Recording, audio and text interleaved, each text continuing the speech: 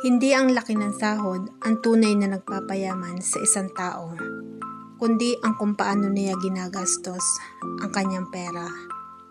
Maraming kumikita ng malaki pero baon sa utang dahil walang disiplina sa paggastos. Luho ngayon, problema bukas. Samantalang may mga taong simple lang ang sahod pero unti-unting yumayaman dahil marunong mag-budget, marunong mag-ipon, at marunong maghintay bago gumastos. Ang tunay na yaman ay nabubuo sa mga desisyong paulit-ulit mong ginagawa araw-araw. Pipiliin mo bang gumastos sa hindi kailangan o magtabi para sa kinabukasan?